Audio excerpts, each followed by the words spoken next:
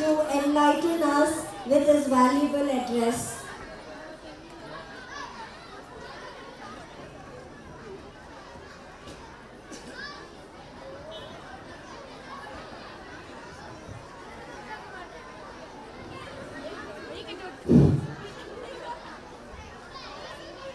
So ಎಲ್ಲರಿಗೂ good evening to all.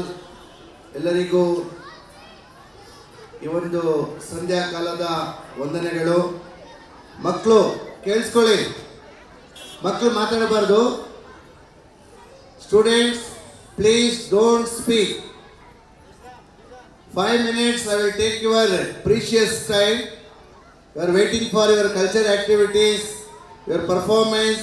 Your parents also waiting to see your performance and your culture activities.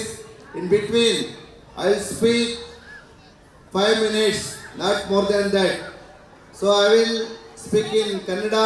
I feel you all feel comfortable. ಎಲ್ಲರಿಗೆ ಕನ್ನಡ ಅರ್ಥ ಆಗುತ್ತಲ್ವಾ? S.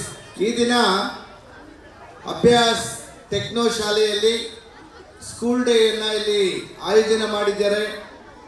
ಈ ಒಂದು ಕಾರ್ಯಕ್ರಮವನ್ನು ಆಯೋಜಿಸಿರುವಂತಹ ಈ ಒಂದು ಶಾಲೆಯ ಆಡಳಿತ ಮಂಡಳಿಯ ನಾಗಾರ್ಜುನ್ ಸರ್ ಅವರು, ಹಾಗೆಯೇ ಶ್ರೀಕಾಂತ್ ಸರ್ ಅವರು, ಹಾಗೆ ಅವರ ಮತ್ತೊಬ್ಬರು ಜಯಪ್ರಕಾಶ್ ರವರು ಈ ಒಂದು ಕಾರ್ಯಕ್ರಮದಲ್ಲಿ ಹಾಜರಿದ್ದಾರೆ. ಹಾಗೆ ವೇದಿಕೆ ಮೇಲಿನಲ್ಲಿ ನನ್ನ ಸಹೋದ್ಯೋಗಿ ಶಿಕ್ಷಣ ಸಂಯೋಜಕರಾಗಿರುವಂತಹ ಶ್ರೀಯುತ ರಂಗನಾಥ್ ಇದ್ದಾರೆ. ಹಾಗೆಯೇ ಈ ಶಾಲೆ ಎಲ್ಲ ಶಿಕ್ಷಕರಿದ್ದೀರಾ, ಹಾಗೆ ಎಲ್ಲ ಪೇರೆಂಟ್ಸ್ ಇದ್ದೀರಾ, ಹಾಗೂ ಮಕ್ಕಳಿದ್ದೀರಾ. ತಮ್ಮೆಲ್ಲರಿಗೂ ನಾನು ನಮ್ಮ ಶಿಕ್ಷಣ ಇಲಾಖೆಯ ಪರವಾಗಿ ಧನ್ಯವಾದಗಳನ್ನು ಸಲ್ಲಿಸ್ತಾ ತಮ್ಮ ಜೊತೆಗೆ ಕೆಲವೊಂದು ವಿಷಯಗಳನ್ನು ಹಂಚಿಕೊಳ್ಳೋದಕ್ಕೆ ಇಷ್ಟಪಡ್ತೀನಿ. ಮಾತಾಡಬಾರ್ದು. Who is speaking there? Who is speaking there? Should not speak. ಸ್ವಲ್ಪ ನೋಡಿ ಅಮ್ಮ, ಬಿಕಾಸ್ ನಾವೇನು ಮಾತಾಡ್ತಾ ಇದ್ದೀವಿ ಪೇರೆಂಟ್ಸ್ಗೆ ರೀಚ್ ಆಗಬೇಕು.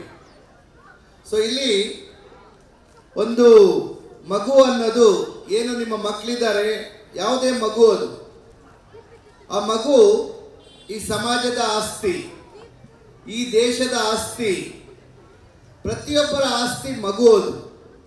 ಆ ಮಕ್ಕಳ ಒಂದು ಸಂರಕ್ಷಣೆಯನ್ನು ಮಾಡುವಂತಹ ಕೆಲಸ ನಮ್ಮೆಲ್ಲರದಾಗಿರ್ತದೆ.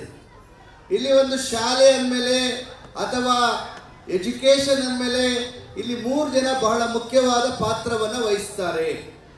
ಒಂದನೇದು ಪೇರೆಂಟ್ಸ್, ತಮ್ಮ ಜವಾಬ್ದಾರಿ ಬಹಳ ಮುಖ್ಯವಾಗಿರುವಂಥದ್ದು. ಎರಡನೇದು ಮಕ್ಕಳು, ನಿಮಗೆ ಜನ್ಮ ಕೊಟ್ಟಂಥ ಮಕ್ಕಳೇನಿದ್ದಾರೆ ಆ ಮಕ್ಕಳು ಏನು ಶಾಲೆಗೆ ಬರ್ತಾ ಇದ್ದಾರೆ. ಮೂರನೇದಾಗಿ ಶಾಲೆ, ನಾಲ್ಕನೇದಾಗಿ ಸಮುದಾಯ. ಇಷ್ಟೋ ಜನರ ಜವಾಬ್ದಾರಿ ಬಹಳ ಮುಖ್ಯವಾಗಿರುವಂಥದ್ದು. ನಾನು ಪೇರೆಂಟ್ಸಲ್ಲಿ ಒಂದು ರಿಕ್ವೆಸ್ಟ್ ಮಾಡ್ತೀನಿ, ನಾನು ಪೇರೆಂಟ್ಸಲ್ಲಿ ಒಂದು ತಮ್ಮೊಂದು ಅವೇರ್ನೆಸ್ನ ಕೊಡ್ತೀನಿ. ತಾವು ಏನು ನಿಮ್ಮ ಮಕ್ಕಳನ್ನು ಶಾಲೆಗೆ ಕಳಿಸ್ತಾ ಇದ್ದೀರಾ, ತುಂಬ ಸಂತೋಷದ ವಿಷಯ. ಇವತ್ತು ಈ ದೇಶದಲ್ಲಿ ಇನ್ನ ಸಾವಿರಾರು ಮಕ್ಕಳು ಶಾಲೆಯಿಂದ ಹೊರಗುಳಿದಿದ್ದಾರೆ. ಸಾಕಷ್ಟು ಪೇರೆಂಟ್ಸ್ಗೆ ಶಿಕ್ಷಣದ ಬಗ್ಗೆ ಆಸಕ್ತಿ ಇಲ್ಲ. ಅಂತಹ ಒಂದು ಸಮಯದಲ್ಲಿ ತಾವು ತಮ್ಮ ಮಕ್ಕಳನ್ನ ಈ ಒಂದು ಶಾಲೆಯ ಮೇಲೆ ನಂಬಿಕೆ ಇಟ್ಟು ಕಳಿಸಿದ್ದೀರಾ. ಇಲ್ಲಿ ನಮ್ಮ ಮಕ್ಕಳ ಭವಿಷ್ಯ ಆಗ್ತದೆ. ನಮ್ಮ ಮಕ್ಕಳು ಮುಂದೆ ಈ ಸಮಾಜದಲ್ಲಿ ಎತ್ತರವಾದ ಸ್ಥಾನಕ್ಕೆ ಹೋಗ್ತಾರೆ, ಡಾಕ್ಟರ್ ಆಗ್ತಾರೆ, ಇಂಜಿನಿಯರ್ ಆಗ್ತಾರೆ, ಅಥವಾ ಈ ಸಮಾಜದಲ್ಲಿ ಬಹಳ ಒಂದು ಒಳ್ಳೆಯ ಅಧಿಕಾರಿ ಆಗ್ತಾರೆ, ಅಥವಾ ಅವರ ಕಾಲ ಮೇಲೆ ನಿಂತ್ಕೊಂಡು ಅವರು ಬದುಕನ್ನು ರೂಪಿಸ್ಕೊಳ್ತಾರೆ ಎನ್ನುವಂತಹ ಜವಾಬ್ದಾರಿಯಿಂದ ನೀವು ನಿಮ್ಮ ಮಕ್ಕಳನ್ನ ಈ ಶಾಲೆಗೆ ಕಳಿಸ್ಕೊಟ್ಟಿದ್ದೀರಾ. ಸೊ ಇಲ್ಲಿ ತಮ್ಮ ಪಾತ್ರ ಏನು ಅಂದರೆ, ತಾವು ಏನು ಮಾಡಬೇಕು, ತಾವು ತಮ್ಮ ಮಕ್ಕಳನ್ನ ಈ ಶಿಕ್ಷಣದ ಜೊತೆಗೆ ಸಂಸ್ಕಾರವನ್ನು ಕಳಿಸ್ಬೇಕಾಗಿದೆ. ಯಾಕೆಂದರೆ ಇವತ್ತು ಏನು ಸಂಸ್ಕಾರ ಬಹಳ ಮುಖ್ಯವಾಗಿರುವಂಥದ್ದು. ತಮಗೆಲ್ಲ ಗೊತ್ತಿದೆ, ನಮ್ಮ ಸುಮಾರು ಜನ ಪೇರೆಂಟ್ಸು ಏನು ಇವತ್ತು IAS ಆಫೀಸರ್ ಆಗಿದ್ದಾರೆ, ಡಾಕ್ಟರ್ ಆಗಿದ್ದಾನೆ, ಬಹಳ ದೊಡ್ಡ ಇಂಜಿನಿಯರ್ ಆಗಿದ್ದಾನೆ. ಆದರೆ ಈ ದೇಶದ ದುರಂತ, ಆ ಮಕ್ಕಳು ಆ ತಂದೆ ತಾಯಿಯನ್ನು ನೋಡ್ಕೊಳ್ತಾ ಇಲ್ಲ. ಆ ರೀತಿಯ ಸಂಸ್ಕಾರವನ್ನು ನಾವು ಕೊಡುವ ಅವಶ್ಯಕತೆ ಇಲ್ಲ. ಮಕ್ಕಳ ಪ್ರಗತಿಯ ಜೊತೆಗೆ ಏನು ತಂದೆ ತಾಯಿ ಇದ್ದಾರೆ ಅವರನ್ನ ಒಂದು ಗೌರವಯುತವಾಗಿ ನೋಡಿಕೊಳ್ಳುವಂತಹ, ಗೌರವವಾಗಿ ನಿಮ್ಮನ್ನು ಮಾತನಾಡುವಂತಹ ಅಂತಹ ವಾತಾವರಣವನ್ನು ಸೃಷ್ಟಿ ಮಾಡಬೇಕು. ಆಮೇಲೆ ಏನು ದೊಡ್ಡ ದೊಡ್ಡ ಶಾಲೆಗಳಿದೆ ಇವತ್ತು, ತಾವೆಲ್ಲ ಗೊತ್ತಿರಬಹುದು. 10 ಲಕ್ಷ ಪ್ರತಿ ವರ್ಷ ಫೀಸ್ ಕಟ್ಟುವಂತ ಶಾಲೆಗಳಿದೆ, 5 ಲಕ್ಷ ಫೀಸ್ ಕಟ್ಟುವಂತ ಶಾಲೆಗಳಿದೆ, ಅಥವಾ 30, 40, 50 ಸಾವಿರ ತಾವೇನು ಫೀಸ್ ಕಟ್ತಾ ಇದ್ದೀರಾ ಗೊತ್ತೈತಲ್ಲ. ಏನು ಅತಿ ಹೆಚ್ಚು ಫೀಸ್ ಪೇ ಮಾಡಿದ್ರೆ ಅಲ್ಲಿ ನಿಮ್ಮ ಮಕ್ಕಳ ಭವಿಷ್ಯ ಆಗುತ್ತೆ ಅಂತದ್ದು ಅದು ಜಸ್ಟ್ ಒಂದು ಇಮ್ಯಾಜಿನ್ ಅಷ್ಟೇ, ಊಹೆ ಅಷ್ಟೇ. ಅದು ಸರ್ಕಾರಿ ಶಾಲೆ ಆಗಿರಲಿ ಅಥವಾ ಏಡೆಡ್ ಸ್ಕೂಲ್ ಆಗಿರಲಿ ನಮ್ಮ ಸ್ಟೇಟ್ ಬೋರ್ಡ್ ಶಾಲೆ ಆಗಿರಲಿ, ಯಾವ ಶಾಲೆ ಇದ್ರೂ ಸಹ ಆ ಮಕ್ಕಳಿಗೆ ಸರಿಯಾಗಿರುವಂತಹ ಒಂದು ಸಂಸ್ಕಾರವನ್ನು ಕಲಿಸಬೇಕಾಗಿದೆ. ಆ ಮಕ್ಕಳ ಒಂದು ಫಾಲೋ ಅಪ್ ಅವ್ರನ್ನ ನೋಡಬೇಕಾಗಿದೆ. ನಮ್ಮ ಮಕ್ಕಳು ಏನ್ ಮಾಡ್ತಾ ಇದ್ದಾರೆ. ಇವತ್ತು ನಾವು ಏನ್ ಮಾಡ್ತೀವಿ, ಮಗುವಿಗೆ ಮೊಬೈಲ್ ಅನ್ನ ಕೊಟ್ಬಿಡ್ತೀವಿ. ನಾವು ನಮ್ಮ ಮಕ್ಕಳಿಗೆ ಕೇಳಿದ್ದೆಲ್ಲ ಕೊಡ್ತೀವಿ. ಅದೇ ನೀವು ಮಾಡುವಂತಹ ತಪ್ಪು. ಈ ಪ್ರತಿಯೊಬ್ಬರಿಗೆ ಒಬ್ರು ಅಥವಾ ಇಬ್ಬರೇ ಮಕ್ಕಳಿರೋದು. ಈಗ ಒಂದಾನೊಂದು ಕಾಲದಲ್ಲಿ ಒಂದು ತಂದೆ ತಾಯಿಗೆ 10 ಮಕ್ಕಳಿದ್ರು, 12 ಜನ, 6. ಇವತ್ತು ಈ ಜನರೇಷನ್ ಅಲ್ಲಿ 2 ಮಕ್ಕಳನ್ನ ನಾವು ಸಾಕೋದಕ್ಕೆ ಬಹಳ ಕಷ್ಟ ಆಗ್ತದೆ. ನಾವು ನಮ್ಮ ಮಕ್ಕಳಿಗೆ ಕೇಳಿದ್ದನ್ನೆಲ್ಲ ಕೊಡ್ತಾ ಇದ್ದೀವಿ. ನಮ್ಮ ಮಕ್ಕಳಿಗೆ ನಾವು ಏನು ಕಷ್ಟ ಇದೆ ಅಂತ ನಾವು ಹೇಳ್ತಾ ಇಲ್ಲ, ಹೇಳ್ತಾ ಇಲ್ಲ. ಇದನ್ನೆಲ್ಲ ನೀವು ತಿಳಿ ಹೇಳುವಂತ ಕೆಲಸವನ್ನ ನೀವು ಮಾಡಬೇಕು. ನಿಮ್ದೆಲ್ಲ ಸುಂದರವಾದ ಒಂದು ಕನಸಿದೆ. ನಿಮ್ಮ ಸುಂದರವಾದ ಕನಸು ನನಸಾಗಬೇಕಾದ್ರೆ ನೀವು ನಿಮ್ಮ ಮಕ್ಕಳನ್ನ ಫಾಲೋ ಅಪ್ ಮಾಡಬೇಕು. ಮಗು ಎಲ್ಲಿ ಹೋಗ್ತಾ ಇದ್ದಾನೆ, ಏನ್ ಕಲಿತಾ ಇದ್ದಾನೆ, ಎಂತಹ ಜೊತೆಗೆ ನಮ್ಮ ಮಗು ಇದ್ದಾನೆ, ಎಂತ ಸ್ನೇಹಿತರ ಜೊತೆಗೆ ಇದ್ದಾನೆ. ನೀವೇನ್ ಮಾಡ್ತಾ ಇದ್ದೀರಾ, ಬೆಳಗ್ಗೆ ತಗೊಂಡು ಬಂದು ಶಾಲೆಗೆ ಬಿಟ್ಬಿಟ್ಟು ನಿಮ್ ಕೆಲ್ಸಕ್ಕೆ ಹೋಗ್ಬಿಡ್ತೀರಾ. ಗೊತ್ತೈತಲ್ಲ, ಶಾಲೆ ಆದ್ಮೇಲೆ ಮಗು ಎಲ್ಲಿ ಹೋಗ್ತಾ ಇದ್ದಾನೆ. ಶಾಲೆಯಲ್ಲಿ ಖಂಡಿತವಾಗಿಯೂ ಶಿಕ್ಷಕರು ಜವಾಬ್ದಾರಿಯನ್ನು ತಗೊಳ್ತಾರೆ, ಕಲಿಸ್ತಾರೆ. ನಮ್ಮ ಏನು ವಾತಾವರಣ ಇದೆ, ಈ ಬೆಂಗಳೂರು ನಗರ ಅನ್ನೋದು ಯಾವುದೇ ಒಂದು ಜನಾಂಗದ ಸ್ಥಳ ಇಲ್ಲ. ಎಲ್ಲ ರಾಜ್ಯಗಳಿಂದ ಬಂದಿದ್ದಾರೆ, ಇಲ್ಲಿ ಜನ ಇದ್ದಾರೆ. ಸೊ ಇಂತಹ ಎಲ್ಲರ ಜನರೊಂದಿಗೆ ನಮ್ಮ ಮಕ್ಕಳು ಬೆಳಿಬೇಕಾಗಿದೆ, ಒಂದು ಸಂಸ್ಕಾರವನ್ನ ಕಲಿಬೇಕಾಗಿದೆ. ಆ ನಿಟ್ಟಿನಲ್ಲಿ ತಾವು ಫಾಲೋ ಅಪ್ ಮಾಡಬೇಕು. ಅರ್ಥ ಆಗ್ತದೆ ಹೇಳಿದ್ದು? ಕೇಳಿಸ್ಕೊಳ್ಳಿ, ನಾನು ನಿಮ್ಮ ಮನಸ್ಸಿಗೆ ಹೋಗ್ಬೇಕು ನಾನು ಹೇಳ್ತಾ ಇರೋದು. ಯಾಕಂದ್ರೆ ನನ್ನ 32 ವರ್ಷ ಸರ್ವಿಸ್ ಅಲ್ಲಿ ಏನೆಲ್ಲ ಇದೆ ಇದನ್ನ ನಿಮ್ಗೆ ಹೇಳ್ತಾ ಇದ್ದೀನಿ. ನಾನು ಆಸ್ ಎ ಹೆಡ್ ಮಾಸ್ಟರ್ ಆಗಿ 10 ವರ್ಷ ಕೆಲಸ ಮಾಡಿದ್ದೆ.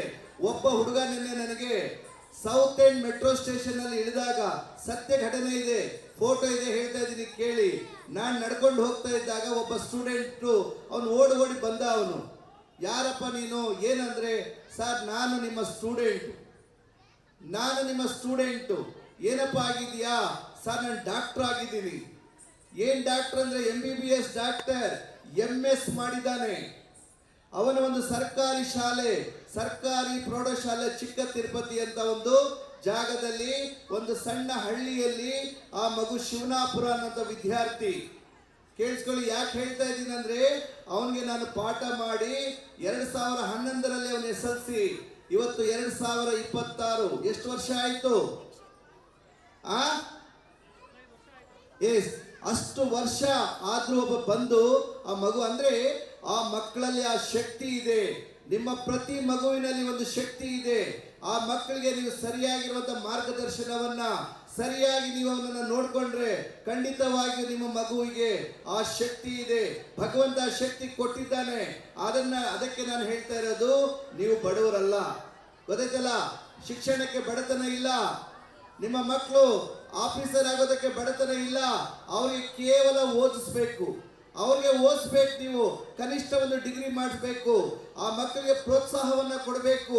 ಗೊತ್ತೈತಲ್ಲ, ನಾವೇನ್ ಮಾಡ್ತಾ ಇದೀವಿ ಅಂದ್ರೆ, ಶಿಕ್ಷಣ ಅಂದ್ರೆ ಖಾಲಿ ಶಾಲೆಗೆ ಸೇರಿಸ್ಬಿಡೋದು, ಅದು ಶಾಲೆಯವರು ರೆಸ್ಪಾನ್ಸಿಬಲ್ ಅಂತಲ್ಲ. ಗೊತ್ತೈತಲ್ಲ, ನೀವು ಆ ಕೆಲಸವನ್ನ ಮಾಡ್ತಾ ಇದ್ದೀರಾ. ಆ ರೀತಿ ಮಾಡಬಾರ್ದು. ಅವ್ರ ಜೊತೆಗೆ ಬಂದು ಕೇಳಬೇಕು, ಮೇಡಮ್ ನಮ್ಮ ಮಗ ಹೇಗೆ ಓದ್ತಾ ಇದ್ದಾನೆ, ಮೇಡಮ್ ನಮ್ಮ ಮಗ ಏನ್ ಮಾಡ್ತಾ ಇದ್ದಾನೆ, ತೊಂದರೆ ಇದೆಲ್ಲವನ್ನ ನೀವು ಕೇಳ್ಕೊಂಡು ಅವನನ್ನ ಒಂದು SLC, PUC, ಡಿಗ್ರಿ ಅದಾದ್ಮೇಲೆ ಅವನೇ ಬದುಕೊಳ್ತಾನೆ. ನೀವೇನು ಆಸ್ತಿ ಮಾಡೋ ಅವಶ್ಯಕತೆ ಇಲ್ಲ, ನೀವು ಮನೆ ಮಾಡೋ ಅವಶ್ಯಕತೆ ಇಲ್ಲ. ಅವನಿಗೆ ಶಿಕ್ಷಣವೇ ಅವನಿಗೆ ಆಸ್ತಿ, ಸಂಸ್ಕಾರನೇ ಅವನಿಗೆ ಆಸ್ತಿ. ನಾಳೆ ಅವನು ಸಮಾಜದಲ್ಲಿ ಬಹಳ ಎತ್ತರವಾಗಿ ಬೆಳಿತಾನೆ. ಅವನು ಏನ್ ಡಾಕ್ಟರ್ ಆಗ್ತಾನೋ, ಇಂಜಿನಿಯರ್ ಆಗಿಲ್ಲ ಅಂದ್ರು ಒಬ್ಬ ಮನುಷ್ಯನನ್ನ ಈ ಸಮಾಜಕ್ಕೆ ನೀವು ಕೊಡ್ತಾ ಇದ್ದೀರಾ. ಒಬ್ಬ ಒಳ್ಳೆ ಮನುಷ್ಯನನ್ನ ಈ ಸಮಾಜಕ್ಕೆ ಕೊಡ್ತಾ ಇದ್ದೀರಾ. ಅಂತಹ ಕೆಲಸವನ್ನ ತಂದೆ ತಾಯಿಯಾದಂತ ನೀವು ಮಾಡಬೇಕಾಗಿದೆ. ಗೊತ್ತಾಯ್ತಲ್ಲ? ಜೊತೆಯಾಗಿ ನಮ್ಮ ಮಕ್ಕಳು ಬೇರೆಯವ್ರ ಜೊತೆಗೆ ಬೆಳಿಬೇಕಾಗಿದೆ. ಅದಕ್ಕೆ ದಯವಿಟ್ಟು ತಾವೆಲ್ಲಾನು ನಿಮ್ಮ ಮಕ್ಕಳನ್ನ ಫಾಲೋ ಅಪ್ ಮಾಡಿಕೊಂಡು ತಾವು ಮಕ್ಕಳಿಗೆ ಮಿನಿಮಮ್ ಎಜುಕೇಶನ್ ಕೊಡುವುದಕ್ಕೆ ಪ್ರಯತ್ನವನ್ನ ಪಡಿ. ನಿಮ್ಗೆ ಎಷ್ಟೇ ಕಷ್ಟ ಇದ್ರೂ ಮಗುವನ್ನ ಶಾಲೆಯಿಂದ ದೂರ ಮಾಡಕ್ ಹೋಗ್ಬೇಡಿ. ಎಜುಕೇಶನ್ ದೂರ, ಸ್ಪೆಷಲಿ ಹೆಣ್ಮಕ್ಳು. ಇವತ್ತು ಹೆಣ್ಮಕ್ಳಿಗೆ ಉತ್ತಮವಾಗಿರುವಂತಹ ಒಂದು ಶಿಕ್ಷಣವನ್ನು ಕೊಡಬೇಕಾಗಿದೆ. ಅವರ ಸಂರಕ್ಷಣೆಯನ್ನ ಮಾಡಬೇಕಾಗಿದೆ. ಇವತ್ತು ಬಾಲ್ಯ ವಿವಾಹ ಮಾಡಬಾರ್ದು ನಾವು. ಅದೇ ಡಿಗ್ರಿ ಆದ್ರೆ 21 ವರ್ಷ ಆಗಿರ್ತದೆ. ಇವತ್ತು ನಾವೆಲ್ಲ ತಾಯಂದಿರೆಲ್ಲ ಇಲ್ಲಿದ್ದೀರಾ. ತಾವು ತಾಯಂದಿರು ತಮ್ಮ ಮಗುವಿನ ಗಂಡ್ಮಗು ಹೆಣ್ಮಗು ಎನ್ನೋದು ಭೇದ ಭಾವ ಬಿಟ್ಟು ಅವನ್ನ ಬೆಳೆಸಬೇಕಾದ ಕೆಲಸವನ್ನ ತಾವೆಲ್ಲ ಮಾಡಬೇಕಾಗಿದೆ. ಆ ಕೆಲಸವನ್ನ ತಾವು ಮಾಡ್ತೀರಾ ಅಂತ ನಾನು ಭಾವಿಸ್ತಾ ಇದ್ದೀನಿ. ಇದು ನಿಮ್ಮ ಜವಾಬ್ದಾರಿ. ಗೊತ್ತಾಯ್ತಲ್ಲ? ದಯವಿಟ್ಟು ತಾವೆಲ್ಲ ಮಾಡಿ. ಎರಡನೇದಾಗಿ ಮಕ್ಕಳು ಕೇಳಿಸ್ಕೋಬೇಕು. ಮಕ್ಕಳೇ, ನೀವು ಬಹಳ ಅದೃಷ್ಟವಂತರು, ಬಹಳ ಪುಣ್ಯವಂತರು.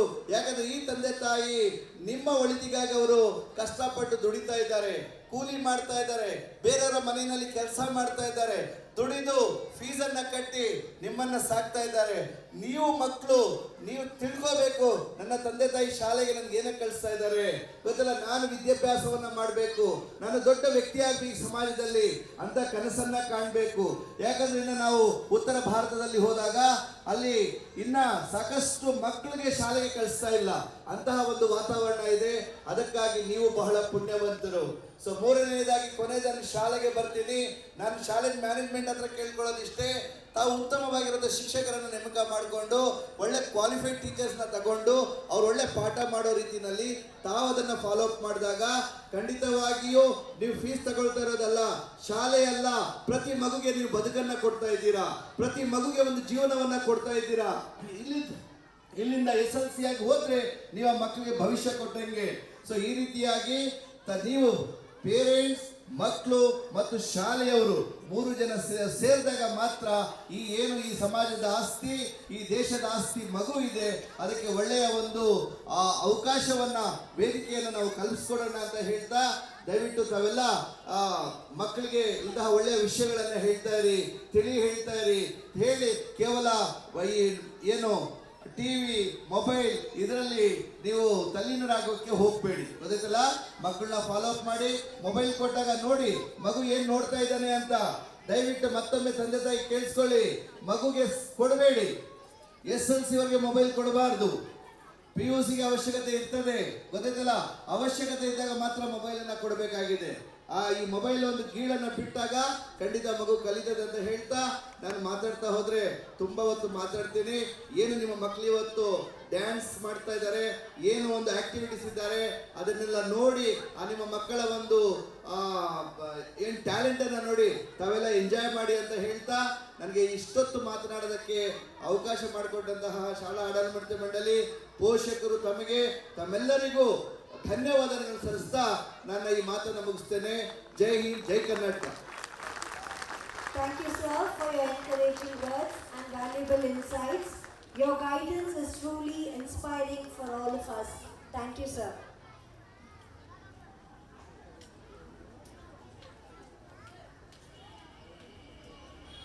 It gives us immense pleasure to say that Shri Krishnamurti, guest of honor from SKF Foundation, has arrived. Let's put our hands together and welcome Shri Krishnamurti from SKF Foundation, the Shanta Krishnamurti Foundation. We